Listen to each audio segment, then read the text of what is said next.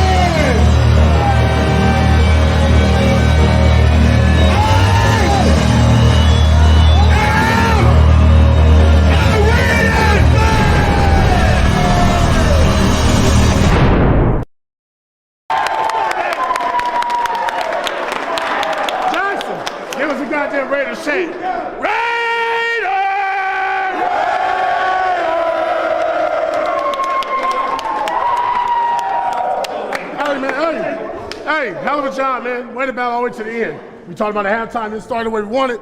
That didn't even matter, man. You guys just chipped away, man. Huge credit to you, honestly.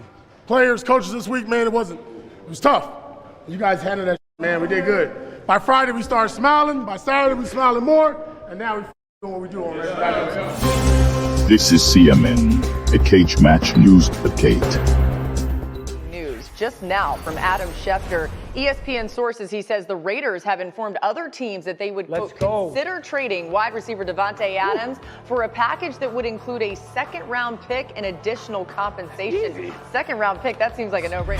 NFL Network is reporting that he would prefer to be traded at this point. He was the subject to trade rumors over the summer, but Vegas rejected every offer for their star wide receiver.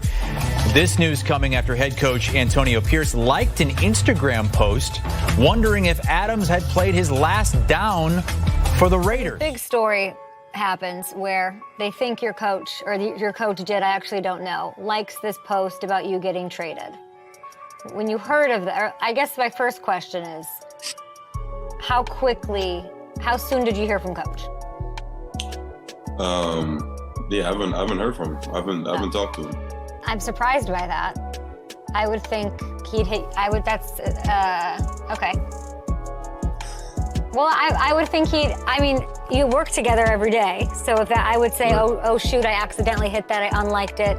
Now it's this huge story. It's one of those situations where I just keep my head down and keep doing my thing and, let the chips fall where they may as it pertains to that. But I haven't, there's been no communication with anybody from the team since that became a thing. At the end of the day, 1-7 doesn't create any of it. So people can say what they want, but I'm just chilling, trying to be the model for, not stirring the pot and just locking in and doing what I got to do. What I'm hearing is that here's a lot of people think you may never play another down as a Raider. What would you say to that? All I can control is this talk we're having right here, and then after we're done with this, all I can control is the next thing that I'm on to. So I'm gonna get up in a minute and get a nice workout in, and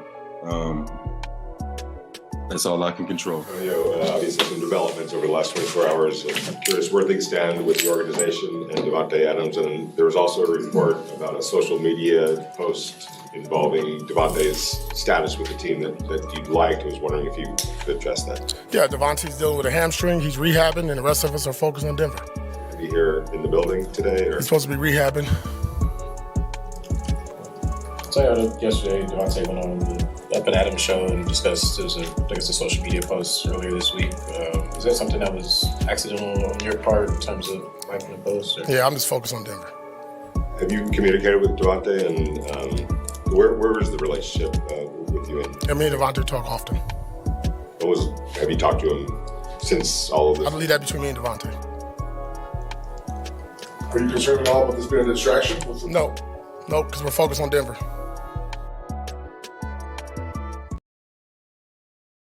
What is up? In the words of, was it the Gladiator? Are you not entertained? This is how it is as a Raider fan. Oh yeah, we were coming off. I don't want to say it was a big win, I guess, but it was a big win because of how we looked against the Panthers, and then of course after we looked against the Ravens, this has been up and down roller coaster. And speaking of roller coasters, that AP says he tries to avoid. Are we going up the roller coaster, or are we coming down the roller coaster, or is this a loop?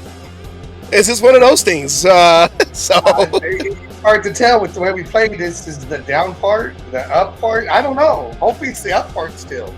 Well, I don't know, because with all this drama now, because that's what happens. It seems like at the beginning of every season, the last couple of seasons, we had to have something or somebody not wanting to be here or can't be here. So, anyways, let's go into the intro. I am the Oakland Raiders Savage. Devon Johnson just went there. Hey, not that I thought about it, but you know what? Let's just stop trading for receivers, okay? Let's just stop that, okay? Third time, let's just not do it no more. Let's just draft him, bring him up off, free agency, and that's it. Yes, our draft receivers and our undrafted receivers seem to be, make sure the Raiders for life, okay? Start a Raider, end a Raider. All right, I am the Oakland Raiders Savage. With me is Asylum. Asylum is back from his Around the World tour. Back to myself. They never found me. They just all of a sudden said, "How the fuck did you get back in here?" And I said, "Don't worry about it. I'm back." I never left. I never left. He is Jack Nicholson in One Flew Over the Cuckoo's Nest. So, with that said, interesting. This all broke out yesterday. But before we get into that, because it seems like when big stuff happens, like a win in Baltimore, or now a Davante asking for a trade, we always have our hard-hitting guest. But we'll introduce her later. Let's go into our quick shameless plug real quick. All right, then, Asylum. I'm going ahead of myself because I'm very excited of what we're all going to talk about. So here we go. Shameless plug. Here we go. All right. Go to the YouTube channel, The Cage Match Show. Like, share, subscribe. Give the thumbs up. Hit the bell so you know every time a video drops. That all helps us out. If for some reason YouTube's not working, whatever your reasons are, you just want to be different and don't want to watch it on YouTube, you can catch us on Facebook at the Oakland Raiders Savage page or the Asylum page. When you're done with all this, once we're done going, why don't you go ahead and head to WGG and go ahead and browse everything so we get the energy that Max Crosby likes to give, as we always say on here. When you're ready to check out in the discount code, go ahead and put Cage Match, one word, to get 10% off your entire order. And like we always say, when you think of wins, you think of dubs. When you think of dubs, think of W, get the energy like Max Crosby. I'm pretty sure he was drinking W all, trying to get back out there because, even though he didn't play last week, he did want to come out there, and he will be trying his way to come onto the field against Denver, but that's either here nor there. Go to w.gg, Cage Match, one word, into the discount code, 10% off your whole order. And remember, shouts out to Fabian, the Compa Fabian, RaiderNationForLifer.com, www.r and the number 4, lifer.com. Go there, check out his catalog, and in Raider home games, he has his booth out there too, where he has all his merchandise out there too. So you can check that out live out there in the J lot of the Allegiant Stadium. And like I always say, I only wear hats from the man himself. And this is just a coincidence, right? Somewhere. I just misplaced it. I have that hat. It's just a coincidence that I put this one on, right? Anyways, and also remember, RaiderMan19.com, the Raiderman from Richmond podcast. I know he's going to get that going soon, but he's a big part of our show. You see him at the end of the intro. So go there. He has the Oath merch. The Oath is what you hear at the end of the intro. And remember, somehow, some way, we want to get him to a game to do the lighting of the torch ceremony and doing the Raider Oath.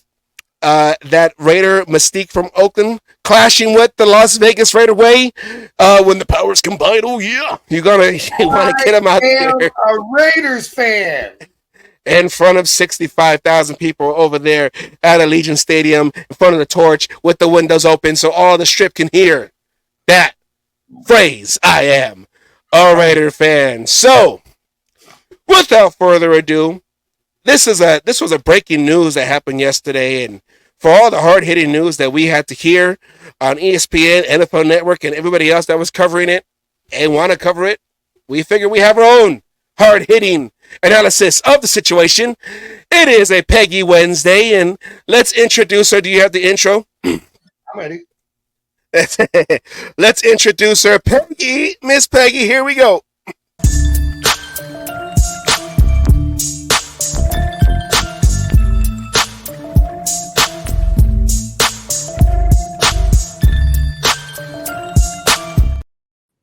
All right, with the background.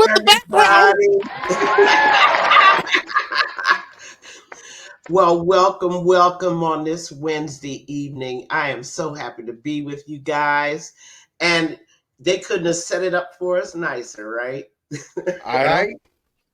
But I prefer, before we get into the real politics of the Raider sideline, which is drama.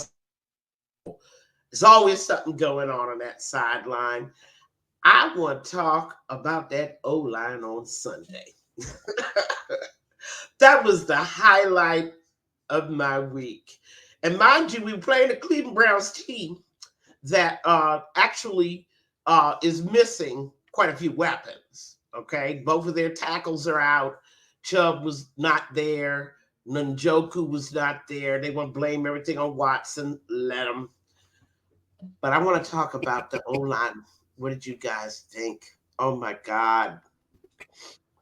Well, a lot of these guys, these young role players and special teamers and guys who just came fresh off the practice squad, they showed up. Next man up mentality. And speaking of the young rookie guards, you have Jackson Powers Johnson with a pass blocking 26 snaps with no pressures, and DJ Glaze had 26 snaps with only one pressure.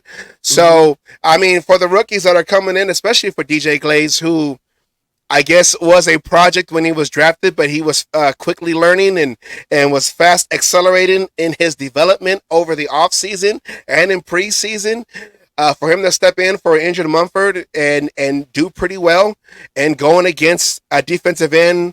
Oh, well, he was mostly on Miller's side, but I'm forgetting his name. What's his name again? Myles Garrett. Myles Garrett, probably whatever. And it was only two. And I really only saw 2 times where clearly, he was getting blown. But he's a rookie. I mean, a local Maryland boy. I had to put in that plug, hint, hint, hint.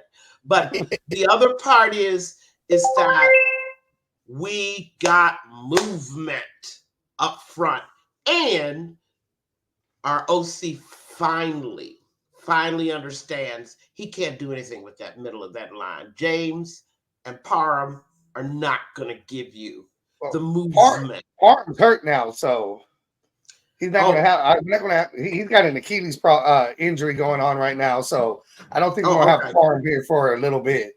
Well, I mean, all 285 pounds of them. The smallest guy on our line is getting swallowed every week, and I'm very sorry he's hurt, but that was inevitable because he was getting blown up every play. But did you see some different stuff going on now that you actually had a running game? You could actually see the rest of the playbook. Okay? Oh, yeah. See, that's what people are not understanding. There's a whole lot of stuff you're going to see if you can't run the football.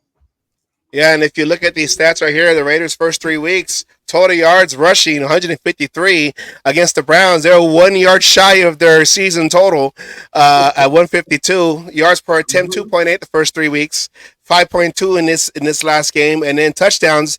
They equaled in one game what they did all season on the ground, the first 3 games. So they found holes. It was a wide receiver that scored the run on the run play. Yeah, exactly. That was made possible because now you had push going on that O line, and you had room. The linebackers are no longer hogging the lot. A lot of things happen to spring open those wide receiver runs. But I wanted to talk about where those runs were coming. Where were they going? Mostly on the left side. To the outside. And to the outside. I kept saying it and saying and saying. When you got a problem, child, you got to run away from it. You got to roll Minshew out away from the middle. You have to start doing off-tackle runs between the guard and the tackle, not the guard and the center. And, oh, by the way, the kind of back that can run that kind of quick outside of is not Zamir. It's Madison. It's Madison. Well, Madison is a zone block runner, whereas Zamir is a power block runner. And they finally, I think there has been a change in the running backs. As we hear, it's going to be Madison is the number one going forward. And I think they finally figured out that, Madison's better in the zone block, and it's going to definitely open it up, hopefully, and get us moving forward in that run game instead of trying to beat our heads against the wall with Zamir. Yeah. Well, and the other thing about that is poor Zamir was sitting on the bench 3 years waiting for his opportunity. A lot of people were very heavy on the criticism. I mean, the second fumble of the year, and this one was very costly. But you're asking a guy to do something that's not the type of back he is. He is not a ZBS back. He's a straight ahead, downhill power runner. And when there's all that traffic in his lanes, it's just not something that he's used to. He wasn't getting daylight, but he did manage 17 carries, 50 yards. And something we're going to find out about Madison is, to just on a look ahead, he's not a starting running back either. He probably won't put the ball on the ground like White because of the style of running, but you'll find out that you're going to have to do running back by committee, which I don't understand. Why we didn't do that anyway? What are you thinking, guys? Well, they said we were going to do running back by committee, but when you do running back by committee, you go with the hot hand, and Madison's been the hot hand since week 1, and they kept just pushing with Zamir because I don't know if it was AP felt going. It's just the way they go. They said he was a starter, so we're going to try. But it looks like they finally are learning that, hot hand. Let's do some of those trick plays, those, reverses and everything to, get things opened up. I mean, that's how Trey Tucker scored his touchdown. It was that reverse, and he was able to – he's the fastest man on the team. He got to the corner before anybody was there, and there was a chance that play could have got blown up, but because of his speed, he got there first and got that touchdown. So, that's the kind of shit we got to do. And then, if you're going to live by running back by committee, it's whoever the hot hand is. I don't care if Zamir starts the game and Madison's, getting the better runs, you go with Madison. If it's Madison starting the game and Zamir's having the better game going, then you go heavy with Zamir. You got to go with whoever's being effective in whatever defensive scheme is being played. And I think that it's finally starting to click with the coaches and go, and we might see more out of this. Hopefully. But it's like, AP I talked about with the quarterback situation. I'm going to look at the first 4 games, the first quarter of the season, and we'll go from there. And maybe that's what he was doing with Zamir White, because if you see the numbers from his last 4 games at the end of last season, maybe that was like, okay, because of what you did last season, and then, however he was during training camp and preseason, I'll have you be the starter, and we'll try to give you the ball. But maybe this is one of those situations, like now we're going to game 5, the second quarter of the season. You know what? Madison's the one that in actual real game time situations has been the one that's been more effective, more productive. So let's just switch gears with the Madison, and maybe Zamir White could be more of like that short yardage back. This almost kind of reminds me of when we had McFadden. Wasn't he more of a downhill runner, and then they tried to zone block with him, and he just wasn't. He couldn't get through that hole quick enough. And I understand it, but I just wish people would understand your blocking scheme has to match the runner that you are, okay? And to ask Zamir to run ZBS was a bridge too far. What do they call that? It just could not happen. And the fact that Getsy didn't know that, I mean, it's a lot. I mean, you got the 2 fumbles.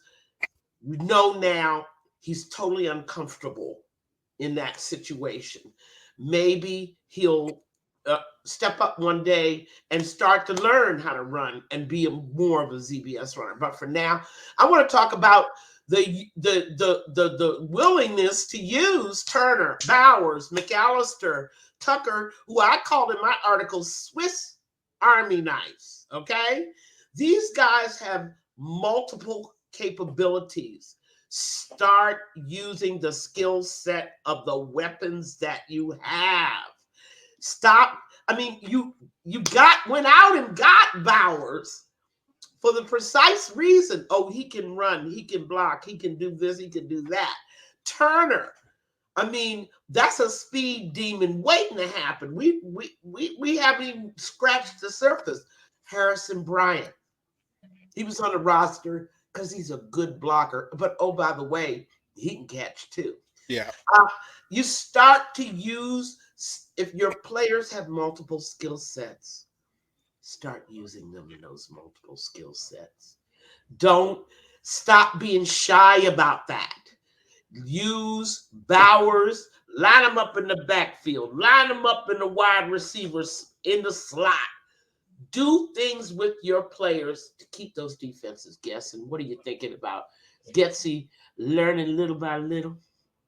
Yeah, he's learning little by little, and actually, what I like to see out of Getsy's offense, I like to see a little bit more pre-snap motions, just to be able to set everything. I think that's going to help open up everything. You can put Bowers, like you said, in the slot, do a motion and bring him back into the backfield and see what's happening, and go. I'd like to see a little bit more of that. But yeah, I mean, I agree with you 100% on what you just said. So we've got so much potential, and it's like Getsy still hasn't opened up all his presents under the Christmas tree.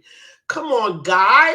I need you to uptake, to absorb faster. I mean, and then there is the passing game.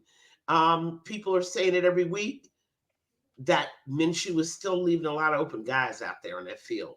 And he does. And I'm not sure whether it's by design. No, I don't. I'm not thinking it's by design. I think it's just Minshew maybe not having faith in the offensive line early. So, he feels he's got to do too much, which is another thing we heard a lot with Derek Carr. Derek Carr needed to stop trying to put the team on his shoulders. I like to see Minshew. Minshew does a lot of scrambling around in circles, but he stays behind that damn line, and then he throws a ball, like we said, he'll throw it 2 yards behind the line of scrimmage, but yet he had somebody 12 yards down, downfield that was wide open. If you're going to run around, go forward, cross that damn, imaginary line, and get positive yards out of this, because that's also going to keep, the defense honest, because now, okay, we got to watch for this, but then if they move up because they see him moving like they do with Patrick Mahomes all the time, That's going to leave somebody open that he could see down there that's 5-6 yards down the damn field and throw it that way. Stop throwing behind the line of scrimmage. Stop running in fucking circles and stop running into the damn defender's arms, because that's all I've been seeing out of Minshew.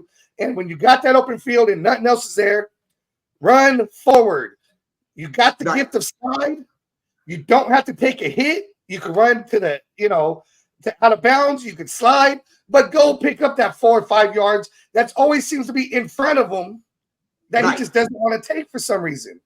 Well, the other thing is, when we got back to where Zamir is, okay? When you're trained from college to do a certain thing, stay in that pocket, okay? And now you're in an offense, new guy, got a new playbook, all new players around you. There is some people, this is purely at the player level. There's some sort of chemistry, some sort of acclimation. There's a comfort level that Minshew doesn't yet have. And you can tell he's still not comfortable. This is not his offense. It's not his kind of game. And it definitely seems like he doesn't have control. That's 100%. I don't think he's got control of this offense yet. And there's a lot of people that don't have control. I mean, Zamir was feeling out of place. Everybody feels out of place except the guys who weren't here last year. Okay. And for all of you out there that are calling for AOC to replace Minshew, what has been the Raiders' major problem? No continuity. Yeah. We just haven't been able to create a rhythm, and you can't do that. Unfortunately, it's going to take a lot longer for the quarterback and everybody. I mean, heck, we just got our first week of the O-line that actually looked professional. Well, and I think they finally got the right players and the right, whether it came because of injuries, whatever it was. JPJ coming out, being able to do his job. Glaze coming out. I know they're rookies. They both had a couple of penalties that, bad timing and going, but they're rookies. They're rookies. I mean, I did like hearing, though, that the refs had to go to AP and talk to him about JPJ and say, I want to rein him in just a little bit. He's blocking a little too hard on the offense. No, that's the right away right there. I can't believe. I had a hard time believing that on a number of levels, but the whole point in, people, influencers trying to add to the mystique of JPJ. I want those young guys to go in there and learn the game, and I'm willing to wait as long as it takes, because the garbage that you replaced, not saying Mumford was garbage, but I mean, I'm just saying it's going to take time. Everything we're looking at on offense is going to take time. I wanted to switch to defense. They did a pretty good job out there. Oh, yeah. Considering they had no Max Crosby out there, and Max Crosby wasn't even on the field, he was at home. He should have been. He never even made it to the game, because I did watch Max Crosby's podcast, and, he had said it and everything. And, the defense stepped up. I mean, I'm going to say it. They stepped up and they played. I mean, it's almost like Max Crosby was there. The only difference was you just needed his name. They were doing their job. Spillane stepped up as the leader of the defense. He said, all right, Max ain't here. It's my job. He did his job as the leader. He got them all going, focused. Again, there was some things that went bad, here or there, but it's always going to happen. But then when they needed the Browns, but when they needed to step up, the defense stepped up and did their job. That's right. And that's all you could ask. And we need to talk about other people. I mean, Spillane is just, as I said on a post, we need to clone him twice, right? But did you see how finally Graham came out of those zones that he loves to play? That 4-2-5, and instead we saw a lot of 4-3-4, and that meant we got to see Eichenberg, Masters. I saw a little bit of Birdie. I saw Gaynor. I mean, get those linebackers in there and get them some game experience. I mean, I wanted to just scream and shout. Tyree, I thought that they would know how to use him. Apparently, it's still a work in progress. Snowden as well. But Tyree, I mean, he had, this is what probably his best game of his career. Without Max in there, he was in that backfield. He was putting pressure on Watson. And unfortunately, I think he falls in that same category as Wilkins, as because he doesn't get the numbers. Everyone thinks he sucks. I was seeing people turn around and say, I'd rather have Snowden, this, that, the other. He played better than Tyree has. I'm like, did you not watch the game? I watched the game yesterday because I didn't get back from my trip until late Monday. So I had to watch it on Tuesday. And if you actually watch, a lot of Snowden's plays, a lot of that defensive line plays came from what Tyree Wilson was doing. He was eating up his block. He was pushing his guy back, keeping it where Watson couldn't run to that side, because if he did, he was right there. And the other part is, and I don't want to cut you off, people who don't know football very well and don't know what to watch, the role of a defensive tackle is invisible. I know my defensive tackle is doing his job because pressure. He has 6 jobs, one of which is to clog up the middle, but the more important part, to draw the double team. Okay? And that's what he does. He takes one guy out of commission, and then the guy that's supposed to block him, that's 2. And the other part is he provides cover for stunts and blitzes. You can start doing things behind him because there's a mass of bodies. Wilkins is more than carrying his weight. And yes, I did see criticisms of Wilkins, criticism here. I'm like, guys, you got to understand the game. And oh, by the way, we saw baby Eichenberg on the field. We saw Jacorian, okay, still holding down his head. And wait a minute, guys, Savage, what was this about? Jones got sat down in the first quarter? Am I hearing that right? Well, the key word of last week, or the key phrase, was business decisions. And one thing that I heard is that, as a coach, and I dealt with this when I was coaching high school football, right after I graduated, was you have to separate yourself from being their friends to now being their, I don't want to say their authority, but basically their authority. And that was one thing, even though AP knows Jack Jones from a long time ago, from when he was a kid, or how the story is, hey, I'm sorry, I got to discipline you like I discipline everybody else. I know we cool, behind the scenes or whatever, but I'm the coach. You're the player. You didn't play up to your standards that I know you can play up to, so, hey, I'm going to bench you for this first quarter. And Jack Jones said, okay, took it professionally. When he came back in there, he looked like a whole new man again, was out there trying to make plays and gave a full effort. So that's what you have to do as a coach. Yeah, you might know these players personally and you might be cool with them, maybe friends, but when it comes down to between the lines, on the football field and all that, hey, if you're not living up to your standard, I won't be living up to mine if I let you slide as a head coach. And he responded positively. So Raider fans just have to be so happy with the progress of this defense. We got depth. Okay? And this is something you discover. That's great, because there's 4 months in the season, not 2. Yeah, there's and then guys that ain't gonna be here, like Epps. Gone for the season. I was saying that was one thing that we talked about last week, me and Asylum, is that with players out like Max Crosby,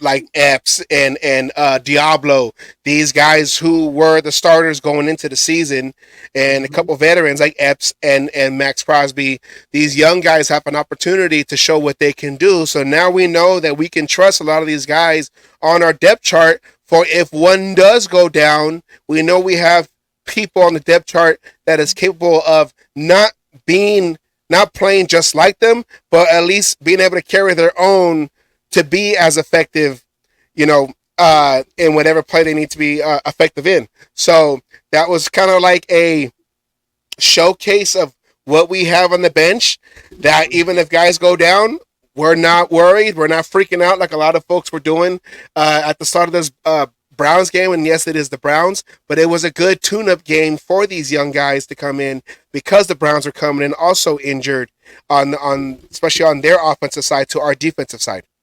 I mean, we had, and this is one of the executive decisions that Pierce has got to learn to make, and I'm glad that he's putting the players. The team comes first. Max, I need you in November and December. I need you healthy for my stretch run. I'm willing to go 3, possibly 4 games for that high ankle sprain to heal, okay? So that you can be effective. And, you know, I was a little disappointed to see him out there playing on that bad ankle. Which game was it, though? The game before last week. The old lady's forgetting. But he got hurt.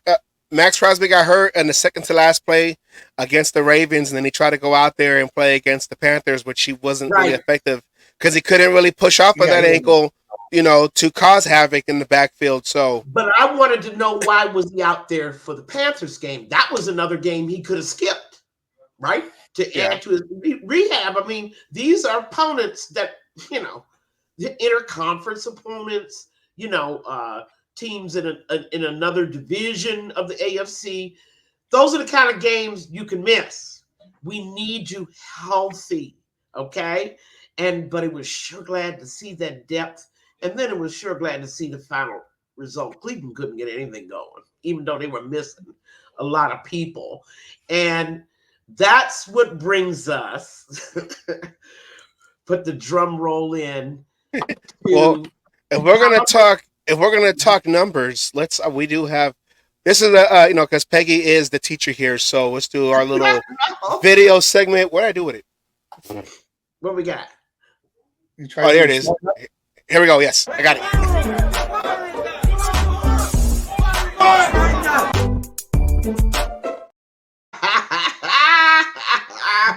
The elephant in the room. The what's the other phrases? This is the thorn in the lion's paw. This is the I don't know. Yeah, Davante Adams, DA. Elephant in the room. Well, first of all, if he's off the field injured right now, quote unquote injured, that gives us a chance to really see this offense. Quite a few people made the comment they were kind of glad Davante wasn't out there. Okay, there was no requirement to. You didn't have to force feed him the ball. Now you're able to open it up and play going. And I made a comment. I believe it was to Savage. I might have said it on the show on Friday, whatever. I just kind of think this hamstring injury all of a sudden come up, you know, going that maybe one of these business decisions was Davante, like, you know, not wanting to do what he wanted to do, and then when Coach AP called him out, he's not happy, you know, and this kind of finalized what he wanted to do with this. Oh, no, I tweaked my hamstring. I'm hurt. Go ahead and fucking trade me. All right, and we need to go back to 2023 for the real problem. For all you out there that are trying to attribute his attitude to the fact that AOC wasn't named the starter, that is nonsense, okay? When it was time for him to step up for that young boy last year, he did not. The problem with Adams started the day you got rid of Carr. He did not come here to play with O'Connell. He did not come here to play with Minshew, Garoppolo, Hoyer, and somebody reminded me. Stidham. Davante he did not come in here to have 3 offensive coordinators in 3 years. Yeah. He did not come in here to have 2 head coaches in 3 years. So before people start talking about Davante, you know, next man up, if you don't want to play, he's got good reason. The Raiders have not treated him well. The day they ran Carr out of town, that was the day that Davante checked out. His 2023 statistics bear in mind. He was slick about it. Gotta give him credit, though. He was slick about it. He realized, I'm under contract. I have to pretend that I'm still here. So what do we get? We get 2 one-cane catch, one not, but 2 one-catch games. We get 6, count them, 6 games under 50 yards receiving. 3 of 14 games, he managed to gain more than 100 yards. Now, that's a function of all the dysfunction that the Raiders caused by hiring McDaniels and firing McDaniels, okay? That's all the dysfunction caused by going through 4 quarterbacks because you ran your franchise quarterback out of town. Good or bad decision, no team runs their franchise quarterback out of town until they have a replacement. You phase them out. You don't run them out. And I don't know, Asylum, as a professional, Davante got a raw deal. What are you thinking? I don't disagree. I mean, everyone knows, yeah, he came to play with Derek Carr. That's why he came. He even said, that was part of his decision, incoming and everything. I get it. He wants that championship. I mean, the fact that he wants it, I mean, I got to appreciate that aspect. Nobody's playing for, you got your people who play for money. Yes. Generally, that's after they got that ring, and then they could do that shit. Everyone else who wants, the good players are trying to go to the championship. He felt he could do it with Carr. Once they got rid of Carr, yes, you saw some drop. You saw, other things going.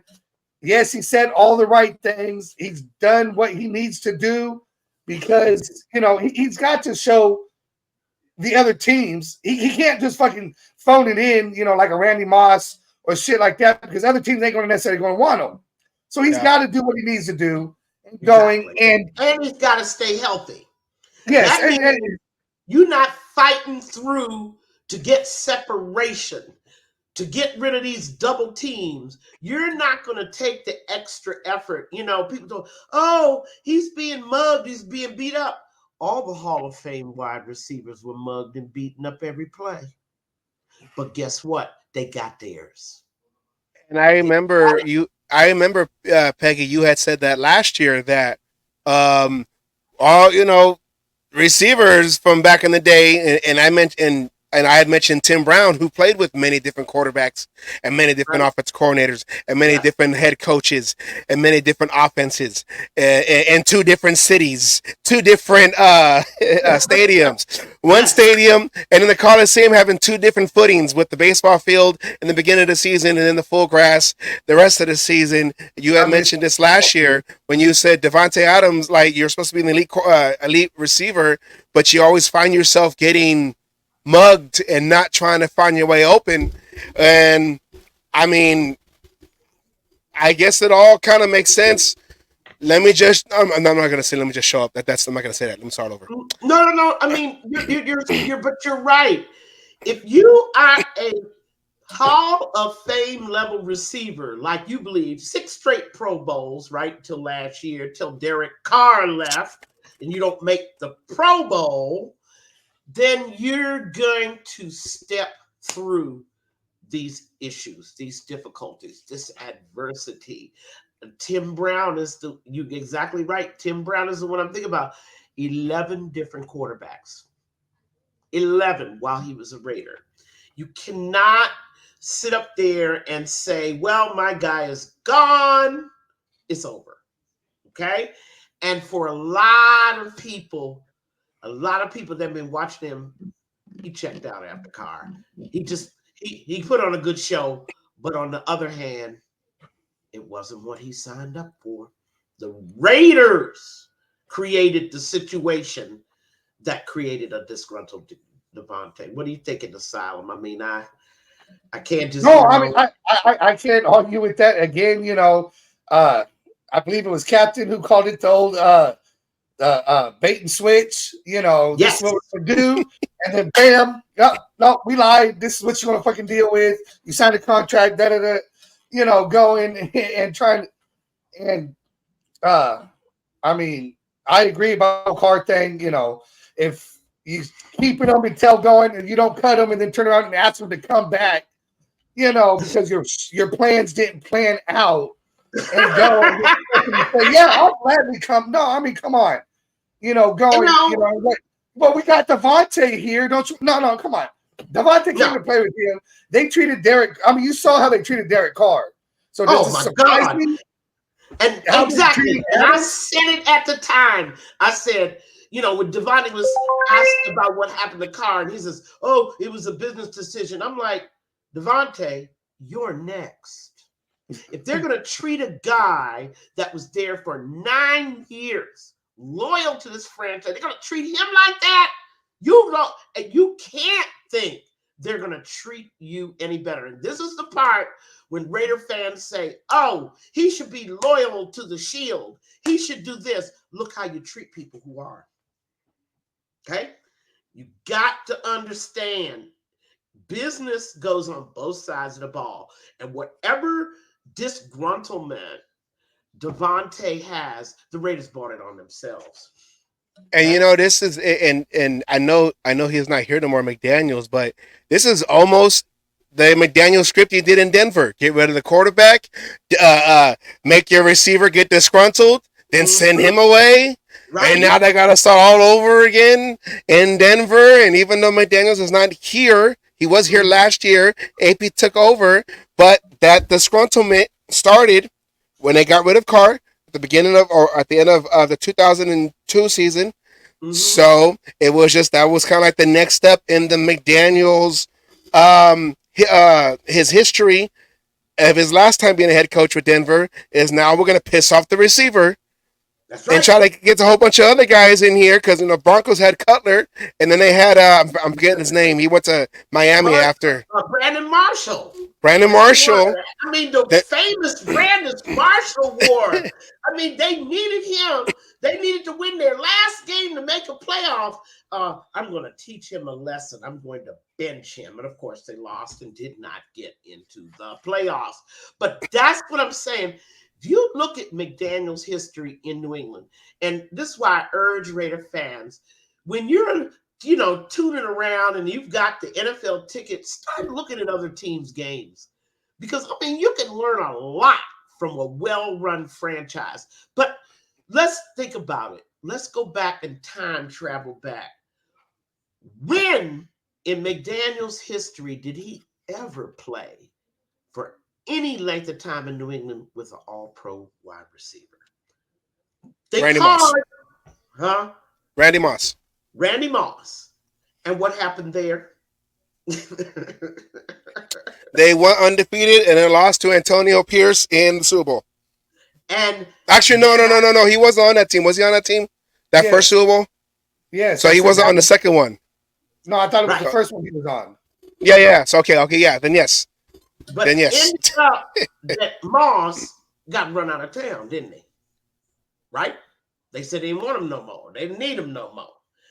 Who after that? Think about it. I mean, you're going through. I know you're going through your little files.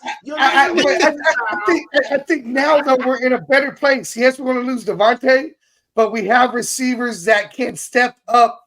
I'm not going to say replace him because he's not replaceable, but could step up, and it's not going to hurt us as much as it was when we lost Randy Moss and go, you know, and all that other shit. We have Jacoby Myers, you have Trey Tucker, you got DJ Turner, you got players who can step up. We know Jacoby Myers, but we always called him a 1B wide receiver. You know, it was always him and Davante, with Davante gone and not having to feed him the ball. And that's the only thing I didn't like with having Davante. I always felt like you had to feed him the ball. You know, you had to make him happy. If he wasn't happy, he'll be over there pouting. But what I was trying to make a point with the New England thing is that I don't believe McDaniels. I think he wanted to get rid of both Carr and Davante. Davante would never conform to his offense, right? Davante is a guy that never runs the same route. He would never take the kind of total control, allow the type of total control that McDaniels wanted. So I think he hurt Davante by running Carr out of town, but had McDaniels stayed, Davante was surely going to be next. And I can't.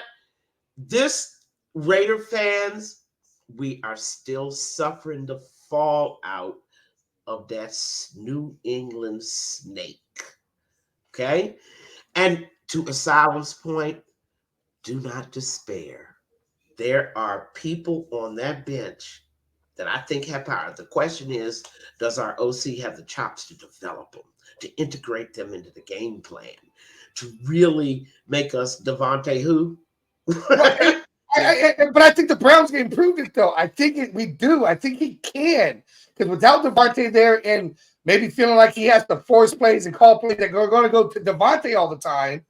It didn't matter because he was dropping the ball anyway. So and I was going to get to that point. He's had a lot of drops. The boy checked out at the beginning of 2023. He just did it slow motion, so you wouldn't notice because he was under contract, right? Yeah, that's like, I was going to say that's like my old job when I used to work at this company. They were orange and purple and deliver packages. Oh, blue? Oh, but you get to a point. Yes, we'll just call it. That is my my as a job. That is my ex of the federal. But it's like in the beginning I was all okay. I'll help out with this, help out with that. I'll do this, I do that, and then you get to a point where it's like, you know what? I don't want to be here no more. You still show up for work because you can't just miss days. They'll fire you. But you still show up for work and you do the minimum. You do your job, and it's like I just want to go home. And I know that was one of the quotes that they kept bringing up with Davante Adams on receiver when he said on the sideline, "I got to get out of here. I'm gonna get killed out here. I need to get out of here." And that's the one quote they keep pointing to with the receiver documentary. How he was the only receiver out of all the other receivers and tight end that was unhappy being on the team on the sideline in the situation that he was. And it's like, I understand, think of it as a, your job perspective, but also at the same time, people are like, well, you get paid millions of dollars to do something that you love to do. I get paid minimum wage to just get by and pay my bills. So there is, both sides to the argument, but I do understand. There are winners and losers. I mean, there are going to be people making more than you, but let's talk about if the theoretical trade / whatever was supposed to happen, the list of teams that can take Davante's salary on is quite small. Okay, I mean, well, I know what team he's not going to is the one that's the top of our division. Even though they need a receiver, we ain't doing that. I know a Marcus Allen. I know it wasn't a trade, but we're not having a Marcus Allen situation where he gets up for those 2 games, and let them go dumpster diving for their wide receivers like we're dumpster diving for our new quarterback. Okay, let them go through the pain and the sorrow. The problem is the list at this time, and this is why people are scratching their head wondering why now. If you had done it in the off season, maybe we could have found you a home before people's salary cap got capped out. Yeah. Now there's very few teams that can afford them. They're saying that the Jets can, but I would make the Jets give up a grip. Hold on. If it's the Jets, I want the disgruntled Jet defensive player, and I want that 2nd round pick. That's what I want. If it's going to go to the Jets, that's what it's going to cost. That 2nd round pick that they're asking, and that Hasim, I can't remember his damn name. Hasim, the guy who's holding out that defensive end. Let's go ahead and get those 2, and you can go to the Jets and go play with Aaron Rodgers. Robert Hicks is talking about the Commanders. Here's the problem with the Commanders. See, Davante's also he's 32 years old. He's got to look out for where he ends up. He cannot end up in a situation where you got a brand new quarterback. I don't care how good he's doing, okay? No rookie quarterbacks, because you don't know whether they're going to settle back down to earth their 2nd year and turn into bums, okay? It happens. First year, they're lighting it up. Look at C.J. Stroud this year. Heck, the Ravens had C.J. Stroud's number in the daggone playoffs. No touchdowns. Okay.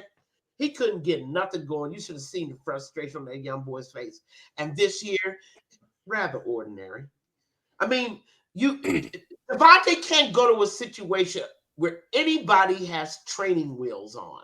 Yeah, and then if you think about it, if he goes to the Commanders, now there's more added pressure to the quarterback. Now I gotta give it to Davante because he's our top receiver. He's our star receiver, exactly. And that would hinder his development as becoming a NFL quarterback. And not just some 1 year wonder, 1 year fluke.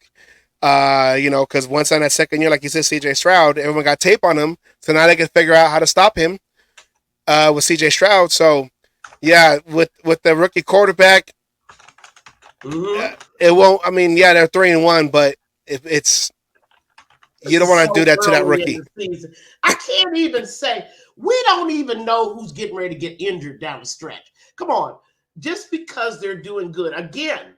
September and October, those are throwaway months. November, December. And that's probably going to be the best time to trade them. Because there will be teams that will be in the playoff hunt. And they're thinking to themselves, God, if I only had a receiver. Yeah, and then if you look at these numbers, he has to get traded yesterday or reported Monday before the Kay Adams interview. But if the Raiders... The Raiders right now have a $27.62 million cap space for the 2024 cap.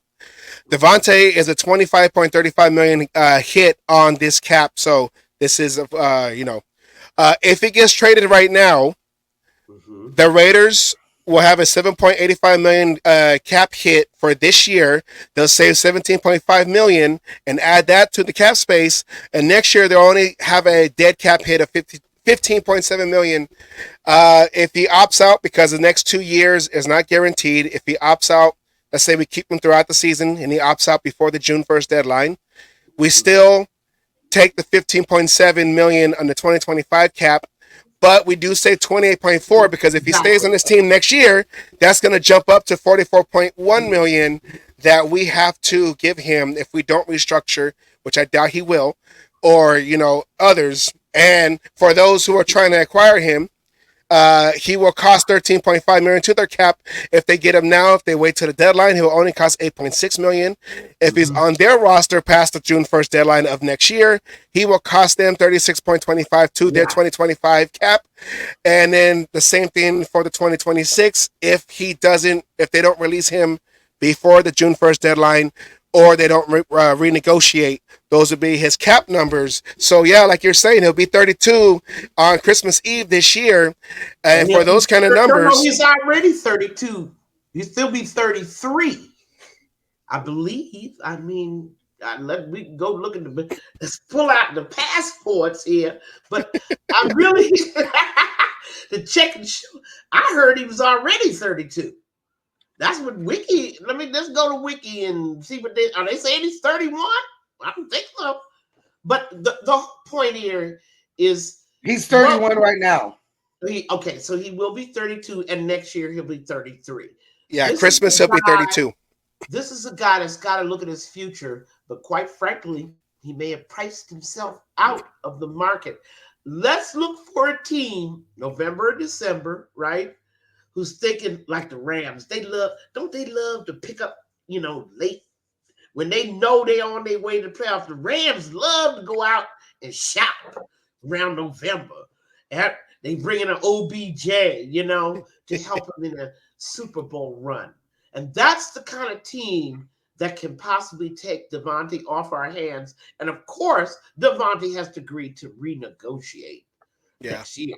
I mean, there's no way they're going to pay him that kind of money. No, and I'm sure they're renegotiating and give him more years to spread it out and everything. I'm sure whatever team gets him, that's going to happen. But it's just going to be a matter of who he's going to. It's a short list. I'm looking out here at our comments. We had a suggestion to the Commanders.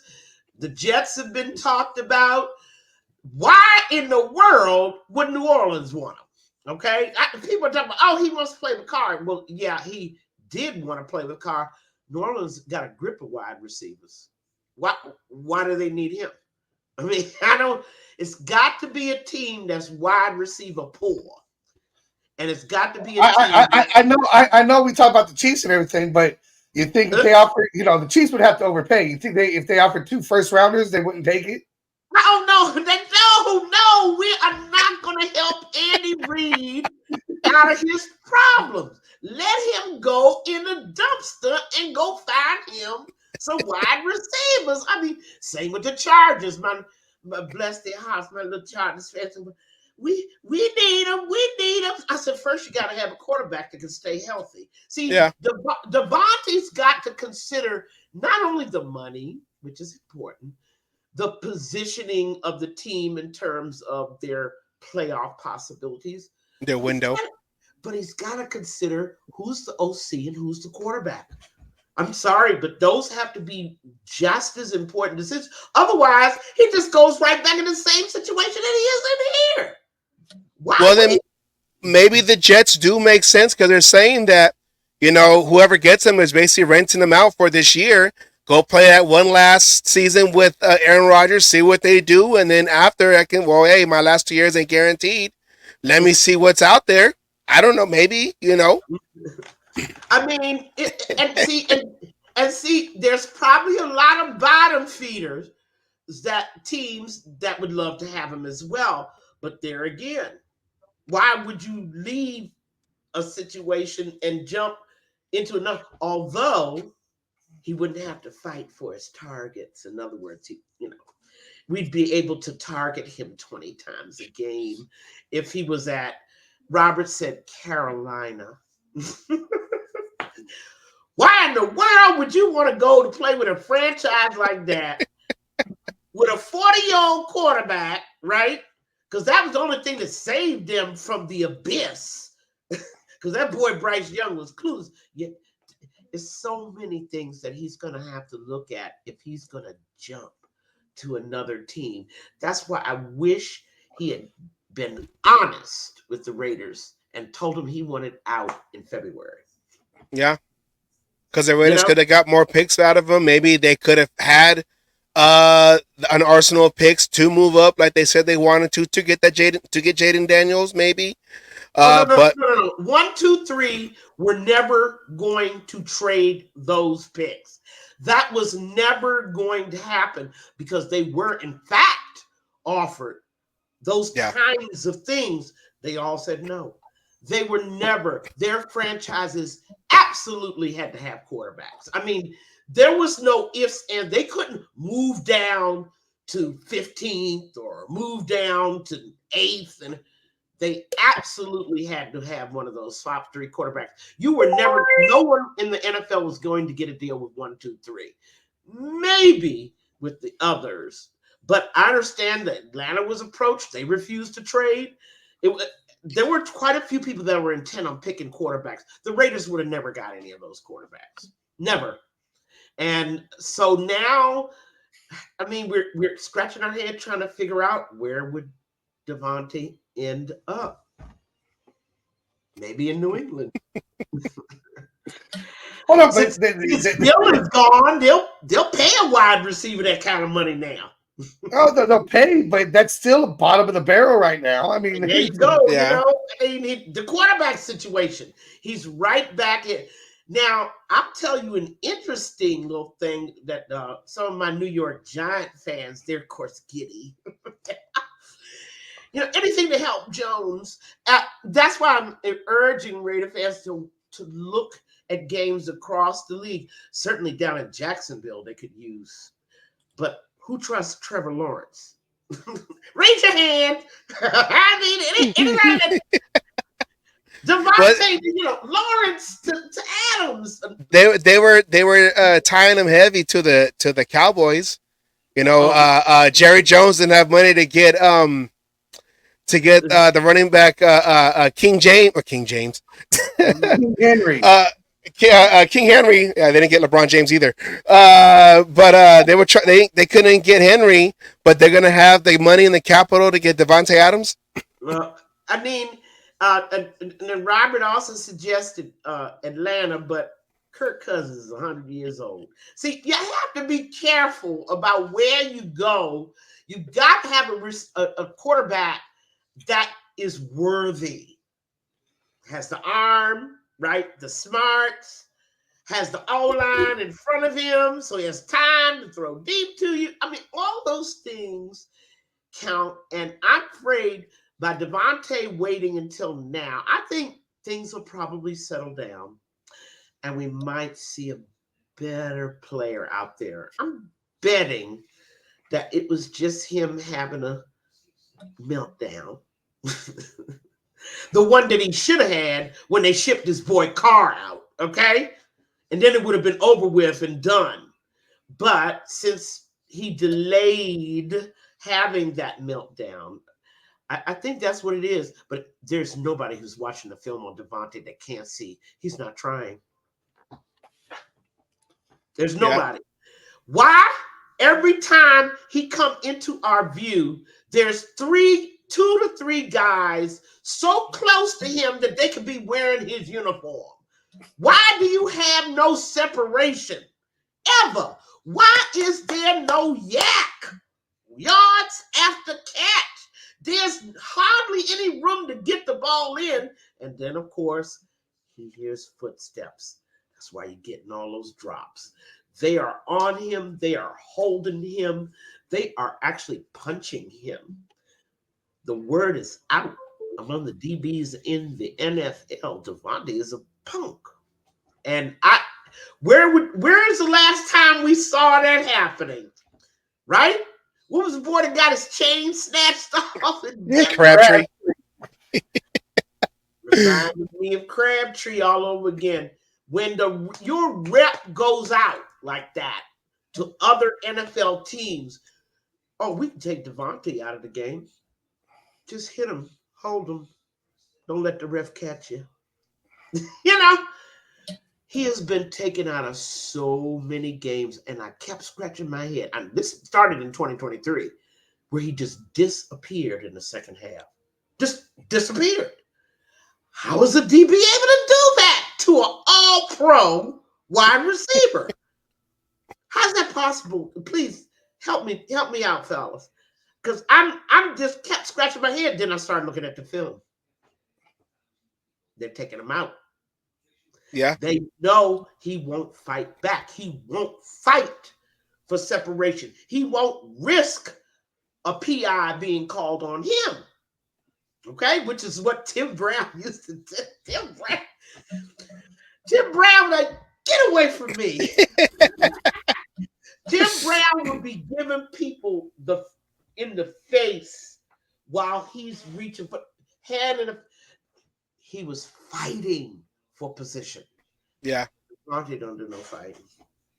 Especially when Tim Brown didn't really have that much help. I mean, he had James Jett towards the end, and then Jerry Rice, where they had to, give Jerry Rice, even in his older age, they had to give him some credit, on that side.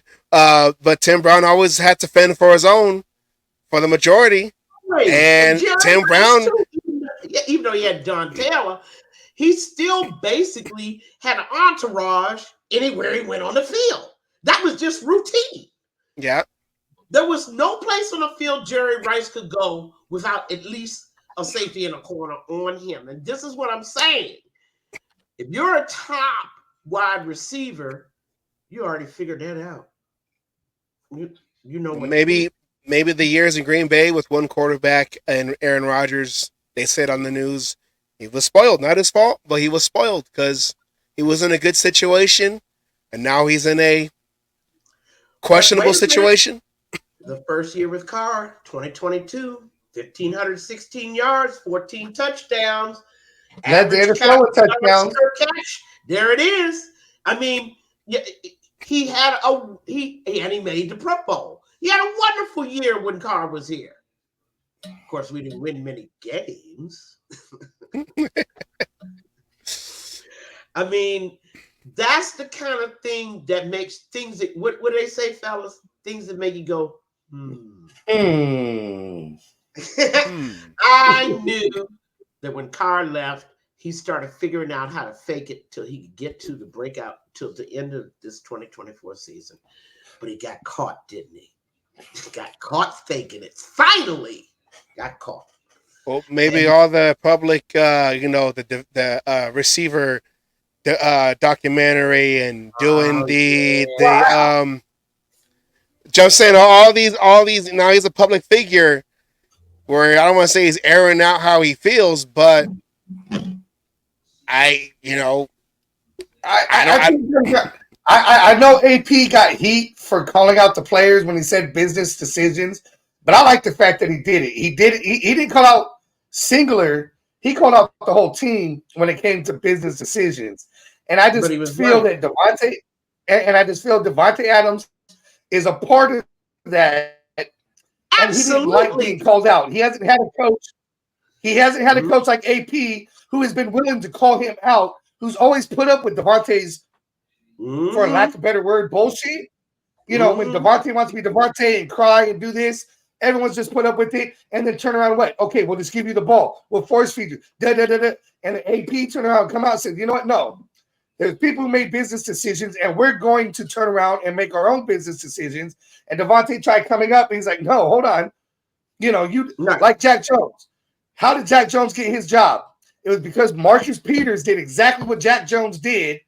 Got put on the sideline, turned around and said something to AP. That AP didn't like, and AP fired his ass right then and there.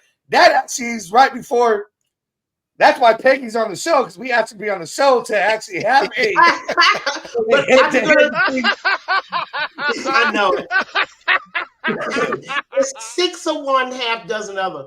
Fellas, the Raiders did a lot to create the discontent by running their franchise quarterback out of town, letting that fool McDaniels burn their offense to the ground, and now there's more fallout. By the way, your top star receiver has been unhappy really for a year and a half. And now you've got a defense, you've got something to build on. Question is, do you keep a guy like Davante in your locker room? He has a good reason to be upset, but can you keep with this half-stepping? Do you keep him in there? That's the biggest question right now. No, I think the fact that he come up and say he wants to trade, you just give him what he wants. Just get him out. Get him out of there. In the words of Heatwave, ain't no half stepping. Yes. Well, no, I mean, this is what leads to being a cancer. His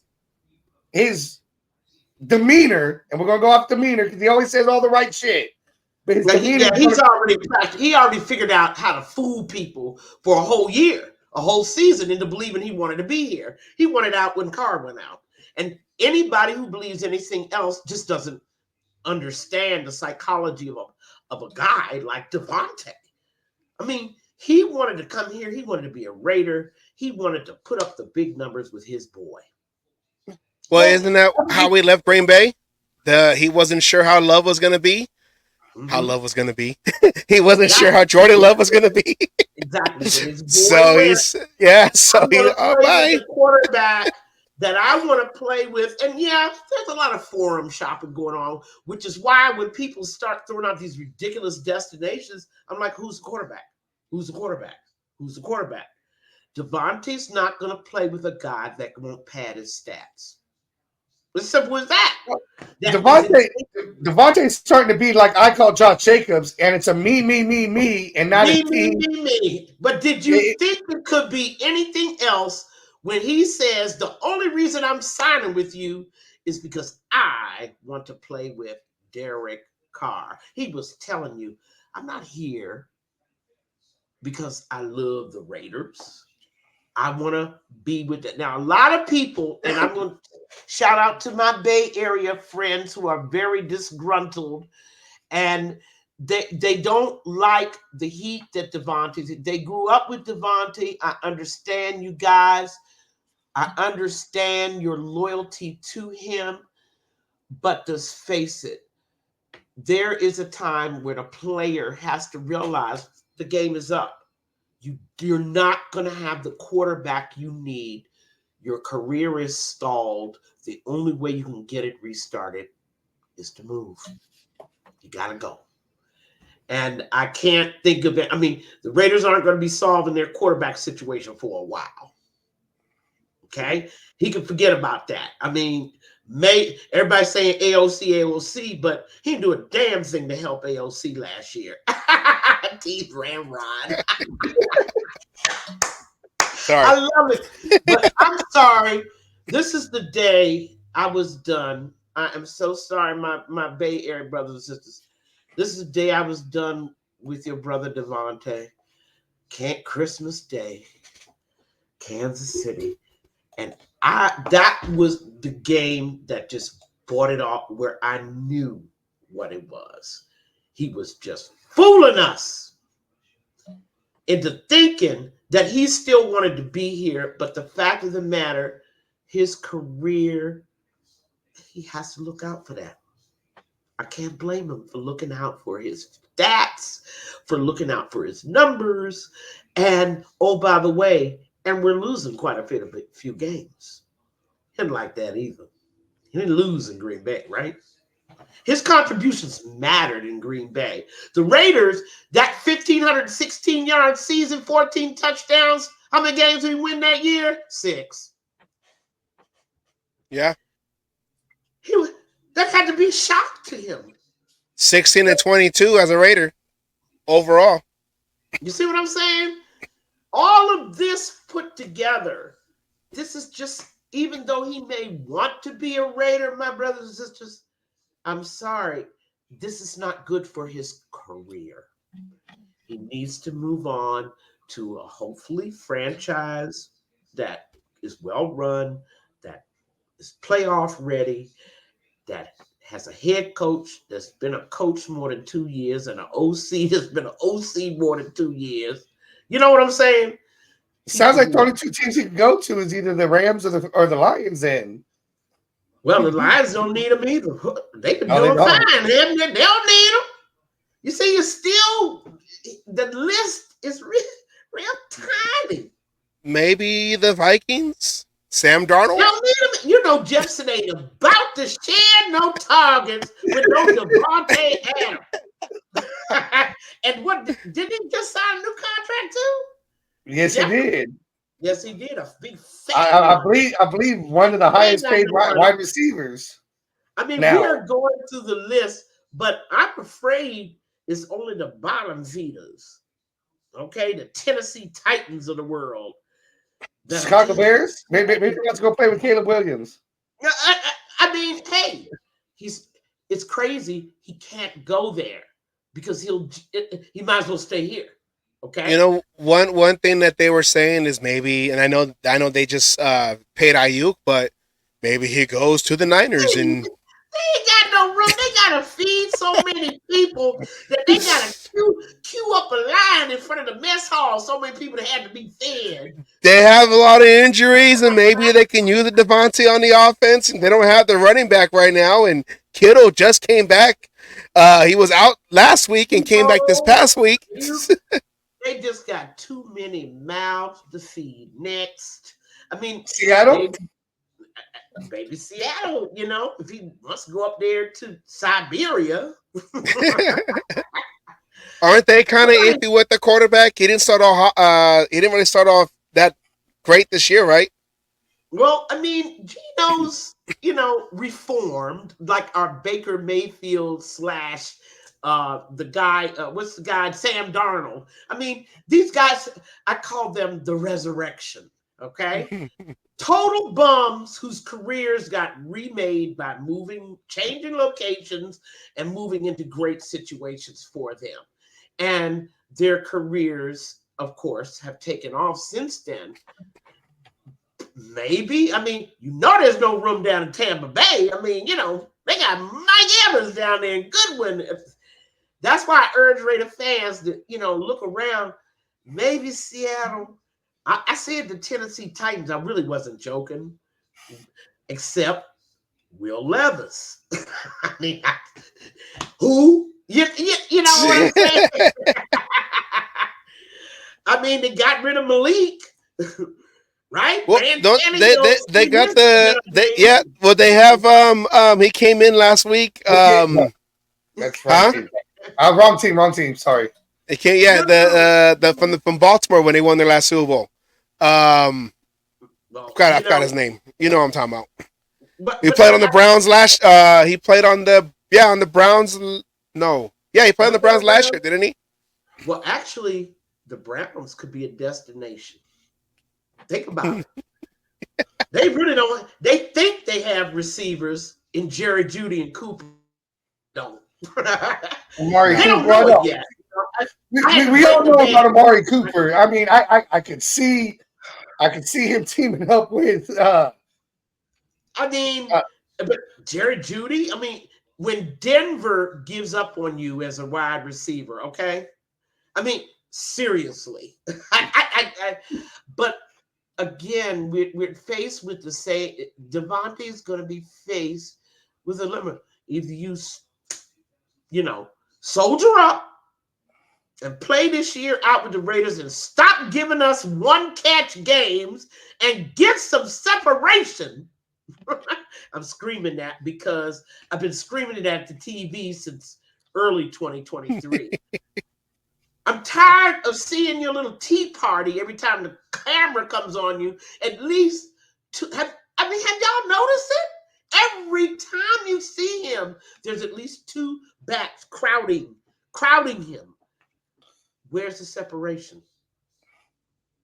Why can't I see you for one time catching the ball free and on the gallop, into the end zone? When's the last time you saw him run after a catch? He's been mailing it in a long time. People just haven't noticed it. Do you think he played his last snap as a Raider? I don't think so. There's nowhere for him to go. Did we not just go down the list? And I know Asylum and Savage, y'all probably got some more little surprises. Let's send him to the Eagles. Every place you can think of. I mean, think of maybe Indianapolis. I mean, they had a little Baltimore. No, Baltimore won't pay him. See, the Baltimore Ravens have a formula. They like their them two little receivers that they got just fine. Okay, they fit in the payroll and everything. They don't pay them a lot of money, right? Again, think diva. Yeah. Place that will appreciate. They will be like the Raiders were, all in all. Oh my God, Davante chose us. Think a place like that. Okay. Oh my God, it's Davante. Tennessee Titans. I mean, I'm going, and of course the Jaguars, the poor thing. Any little crumbs you throw down there, they're gonna be thrilled. There's just not a lot of choice. I think he's just gonna have to stay and soldier up and stop, allowing people to punk him. Start playing like a Hall of Fame wide receiver. Well, if he stays with the Raiders, I mean, he kind of gave himself a bad label by saying, I want to get traded and then come back. Hey, no, I was just joking. I was just feeling, I was feeling emotional. Y'all are too funny. I don't think he's joking, though. Well, I mean, he comes back on that Steeler game. You either got to put up or shut up, because the fans, when they come out there, I mean, we've seen it before. I know Asylum has seen his 17 years at the Coliseum. A receiver would get the ball, or a player that get the ball that the Raiders don't like, or the Raider fans don't like, and they boo him every time. They boo him. Yeah. And again, I mean, Randy Moss can never set foot in the Bay Area again. Okay? I mean, guy like him, I mean, he sneered. So Davante said, I'm not going to do it that way. Because Randy Moss, too, had a reason to be upset with Art Shell's, 1950s offense. The bed and breakfast offense. Yeah, I know. I mean, Davante has a good reason to be upset. The question is, stop mailing it in. And that's where we have the tension, guys. Don't think about it. While I've got to run because I'm at least a half hour over where I'm going. But I think that if y'all think long and hard enough, you will come up with the perfect landing place. Maybe in Indianapolis. I said Indianapolis before, but now I'm thinking they're probably glad to see him, except there's one slight problem. Joe Flacco, who's 100 years old. And Joe Flacco, that's what I was trying to say. Right, I thought he was right. the Titans. He's with the Colts. My bad. Right. No, and of course, Richardson, who can't stay healthy 2 straight weeks in a row. Yeah. We got his backup on our team. He's our starter from last year. Yeah, I mean, and a lot of Colts fans were upset to see Minshew go, but, Flacco kind of, made, but they still had the same problem. The quarterback situation keeps changing. Yeah. Okay. And that's what's going on here as well. So we can look at it. Maybe he goes back to Green Bay. Oh, hey, let's not laugh. Except they're not going to pay them that grip of money that he asked for, okay? They're just not going to do it. That was one of the reasons they were glad to see him go. That grip of money that he was asking for, let the Raiders pay it. They're going to treat him right anyway. And they didn't. Our record for loyalty to players is not good. Yes, and our record for trading for a receiver is 0-3 now. So. Oh my God. We'll talk in 2 weeks. Hopefully you'll see a happier Davante on the field, or you'll see something else, the trade trigger get pulled real quickly. Okay. Bye-bye, everybody. All right. Thank you, Miss Peggy. Especially going to overtime. We'll send you out with your outro or intro as an outro right here.